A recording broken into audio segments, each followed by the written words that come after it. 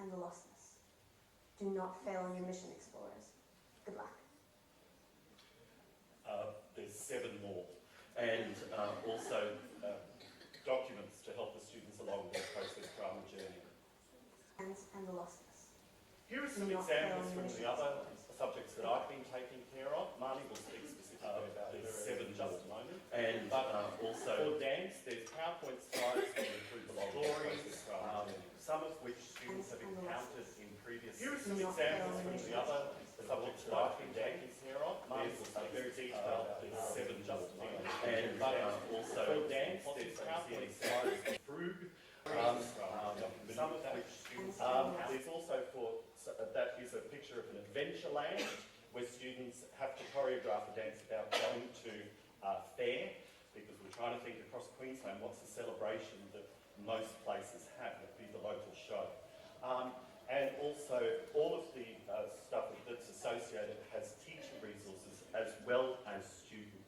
So you can see some of the performing guides, for instance, step-by-step instructions for some people on how to put a dance together, particularly for the little ones up there, but then there's also more specialised materials for the secondary units.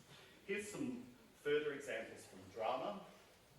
A lot of the early drama stuff talks about place and people and my place in it and my place in communities. So you can see here we've got some maps and some places that students might visit. We also have that text document there is outlining how to engage with these materials with students, directions for teachers. Again, more story drama taking place a little bit more, but I'm just trying to highlight also the fact that there are resource documents there is outlining just how to engage with these materials with students. In the area of music, we've got recordings and performances of things. There are a lot of PowerPoint displays or slideshows that have embedded sound. Samples for students. There are demonstrations of how to sing songs and do games and activities in a music classroom, and exploring notation. That's ukulele notation, by the way, for people, or tablature for ukulele. And then we have some very detailed step-by-step instructions for people in secondary schools, but also we have some teacher resources. And the presenter for this is in the audience.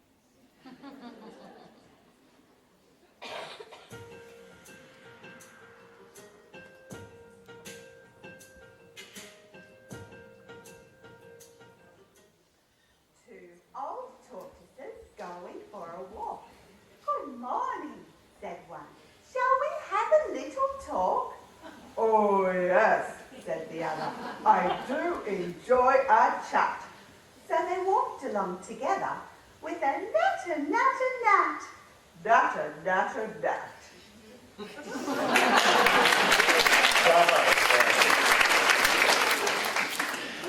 The final topic, so that's looking at all of the making and activities and doing of the art.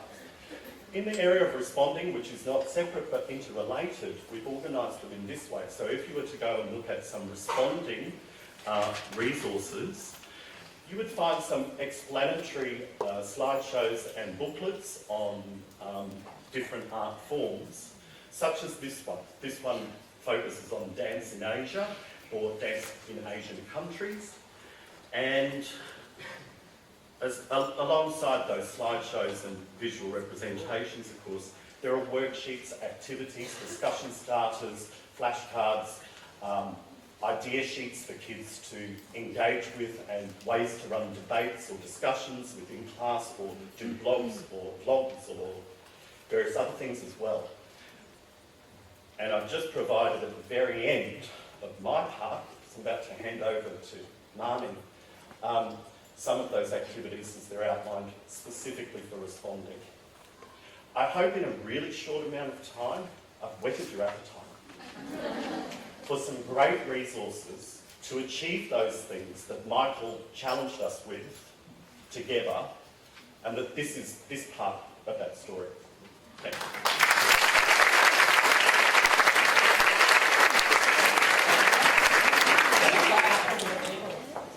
First time I've looked out of the group. Excuse me.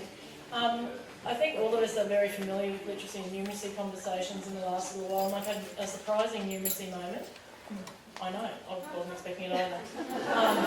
Apparently, there is a clear correlation between drinking 1.5 bottles of water and listening to Andrew Reid speak for 25 minutes. So not only was I going to speak quickly, I'm really going to be speaking quickly. Yeah. It's true, I'm quiet. Okay. In all seriousness, I would like to start my presentation by acknowledging the group of amazing women that Andrew and I have worked with for the past year. Specifically, can I start by acknowledging Danny Towers and Sue Fox, who have worked with us since May of last year. It has, yes, big clap. Those of you who don't know them, and many of you do, we have been extraordinarily lucky to work in their company for so long. They are extraordinarily talented, experts in curriculum, as you've already heard about Sue particularly, but also Danny in media arts and visual arts. It has been an absolute pleasure to work with both of them.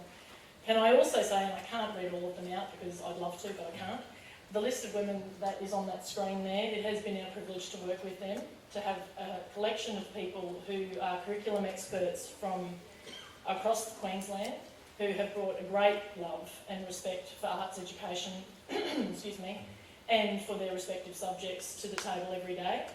We have laughed a lot, but we have worked very, very hard and very, very quick. And I think that you will see as I go through in detail a unit, how much work each of those people has done. And I would like to say in the presence of all of you that we acknowledge their efforts and their talents, and we are very grateful that they have worked with us for so long. And I'd like to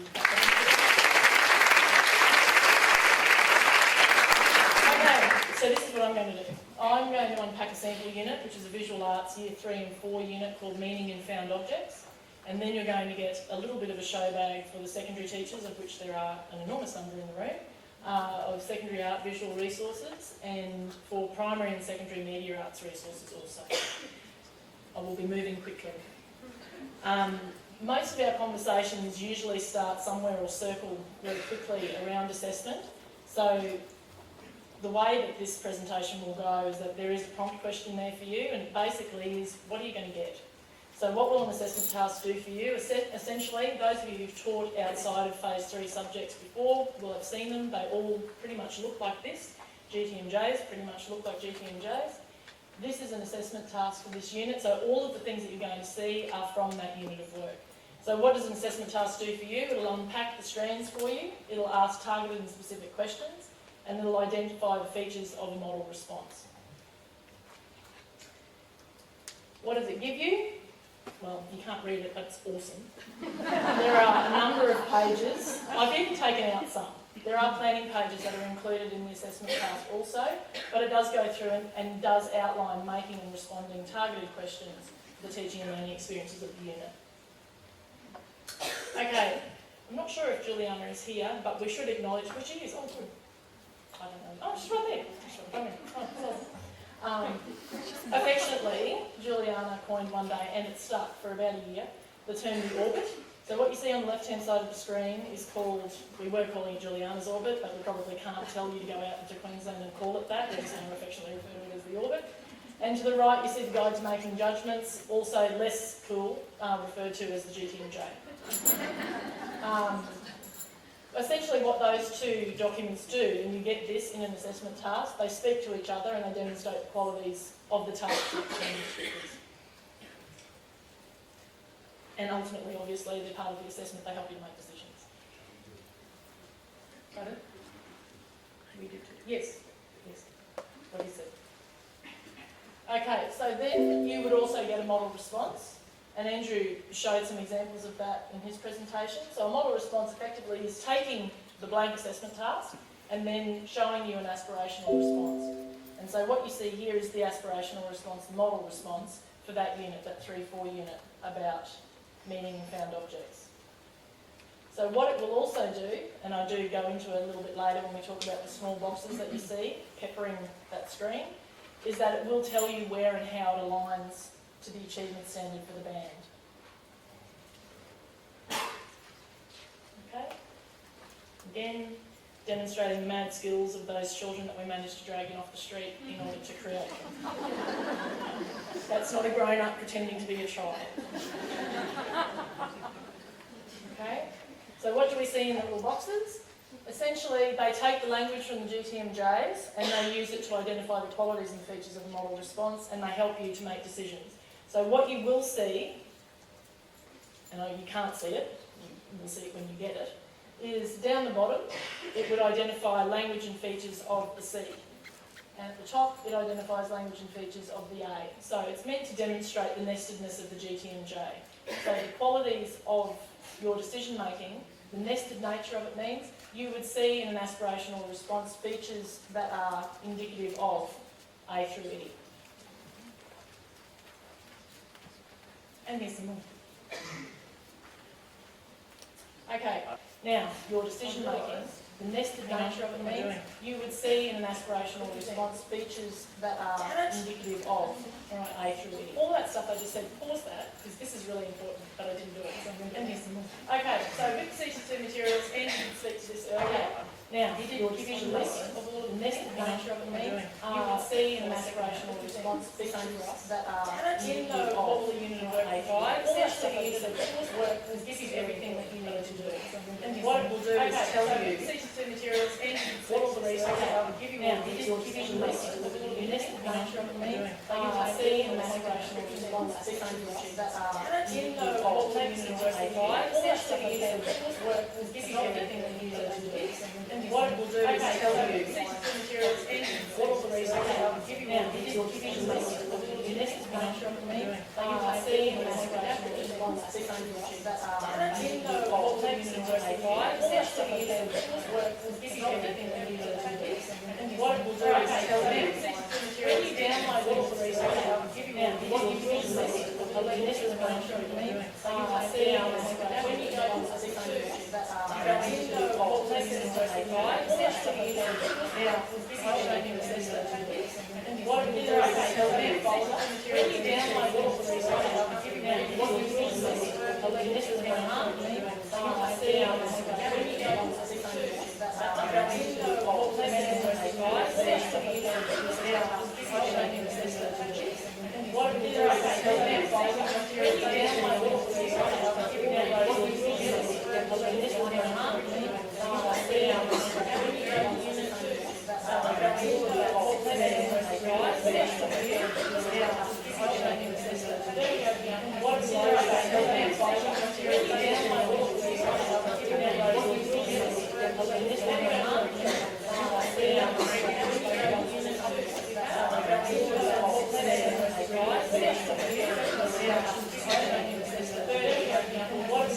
tell you when you download all the resources are, will give you all the decision list of the nested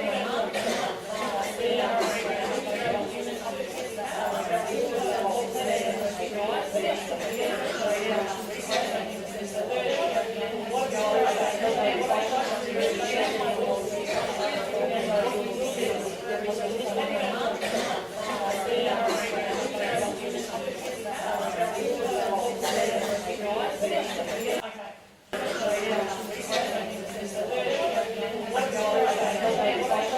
Topic 1 assessment. So what I've circled on this side is the collection of work, which you've already seen, which is the clean assessment task. I've circled the model response. Here is an example down the bottom of the suggested teaching and learning sequence. So a topic outline for assessment helps you to understand the assessment. It tells you what the task is. It reviews the GTMJ and finds the topic outline. That's a snippet. Topic 1 assessment. So what I've circled on this side is a collection of work, which you've already seen, which is a clean tips resource. I've circled the model response. Here is an example down the bottom of the suggested teaching and learning sequence. So a topic outline for assessment helps you to understand the assessment. Topic 2, it tells you what the task is. It reviews the GTMJ and finds the topic outline. That's a snippet. Topic 1 assessment. Hey! Come and ITV teacher right here. Alright, connections between learning and assessment. What I circled there is the introduction to the unit, which you can see over here. Let me get a bit of a neck workout. What do you find in this topic? You find the introduction to the unit slideshow that tells you who the avatars are. Andrew introduced you to the avatars for performing arts. This is Raku and Leo. They'll be your friends during this unit. You're introduced to them. It illustrates the links to the previous unit and introduces the unit to you. Okay. I'm still going working at my mojo. Alright, so over here this is the introduction to the unit slideshow. It tells you the key viewpoint questions for the unit and it outlines the assessment. Alright, there's also more, because I showed you over here, here's your list. So there's student resources at the top, teacher resources. Here I've circled a selection. So what you'll see here is the SLR, the supporting learning resource, sorry for abbreviating. And on the left you see a glossary of the unit specific terms. So our intention is to build field language within the unit of study. So students are starting to learn words that are appropriate for those particular areas of teaching and learning and using them in their learning, in their assessment, sorry. The one on the right is a teacher tips document, 40 pages long, and what's in it, that's a very, very short example of things that are in it, is how to gather evidence, how to have art conversations, use of ICTs, differentiating within the unit, visiting gallery, protocols for accessing Aboriginal resources and Torres Strait Islander resources.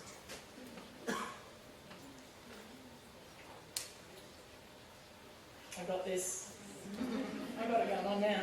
Okay, topic 3 is making, as Andrew said. Circles are a list of resources, so I'm going to fly through them a little bit. So what this does for this unit, obviously students make a fossil, and so they make their own personal fossil. And this is an example of a student sheet that outlines the process for doing that. A step-by-step guide. There are a number of different types of resources you can see on the topic outline that identify the different parts of the unit. Obviously, I'm just giving you a little bit of a view of some of them.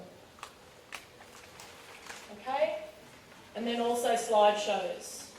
You have to get used to the slideshow term. I can't remember if Andrew, did you say that? Okay. You do need to get used to the term slideshow. CGC uses the term slideshow because PowerPoint is a protected word. We don't say PowerPoint, we say slideshow. Or, as I enjoyed you saying, sliding show. No, no. But I like sliding show. I think we should take that to a manager's meeting. Okay, so topic 3 is making. So slides, this is an example, some of those circled there, of the slideshows that sit in that topic for that particular unit. Topic 4.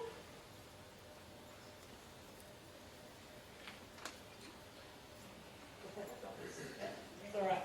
Okay, topic 4, responding. What would you find in topic 4? Again, different types of resources to support the learning in the responding stream.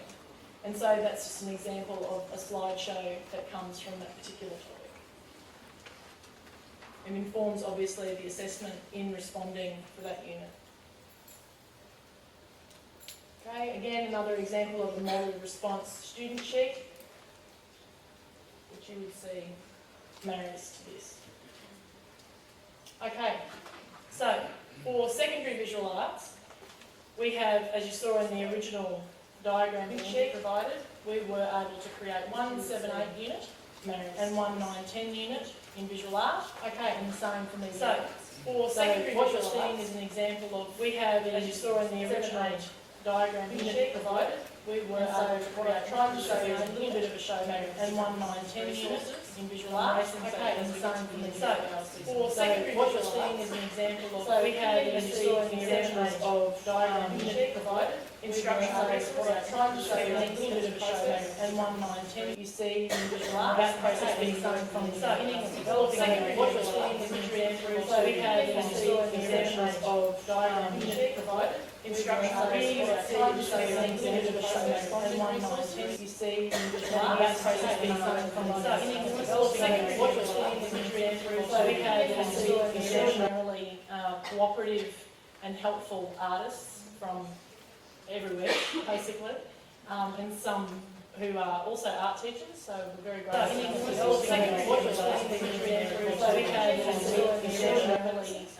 So these are used as helpful artists for responding in that unit everywhere, basically. There are some who are also art teachers, so we're very grateful.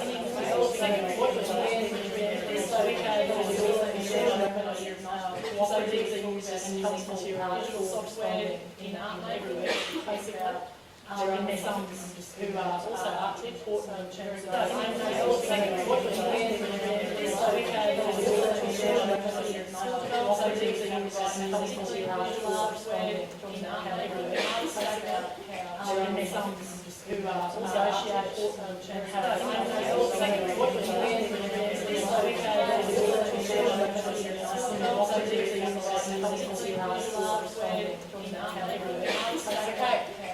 many arts resources who are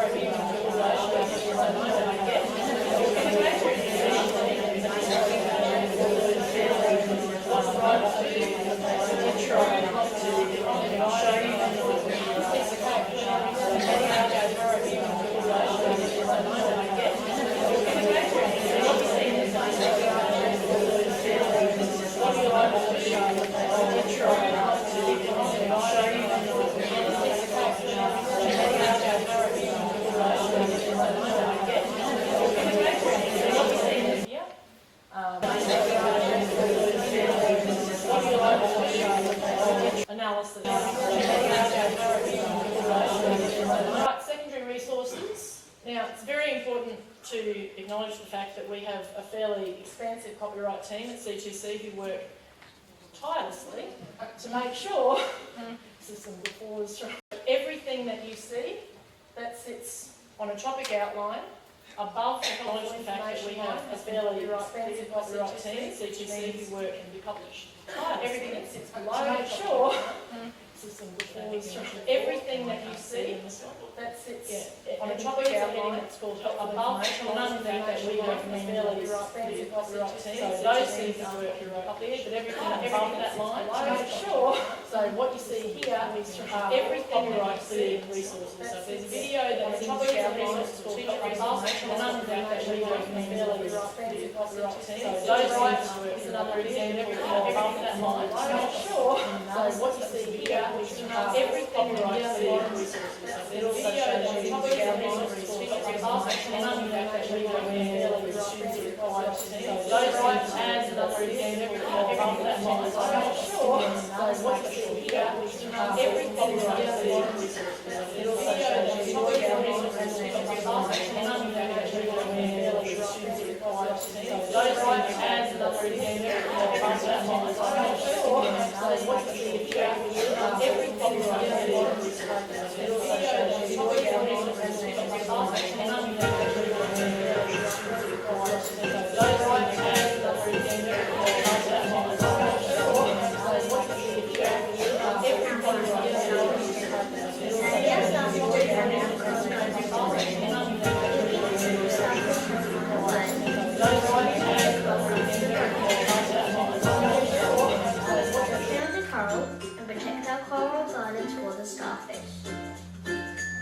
Horror of the person who features in it, who's in the audience. Those of you who don't know Maddie Salento, a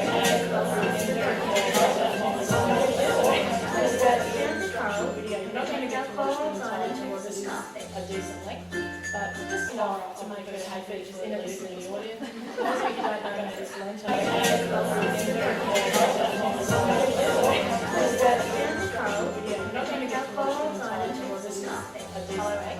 but just enough to make her hay features in a listening audience. Those of you who don't know Maddie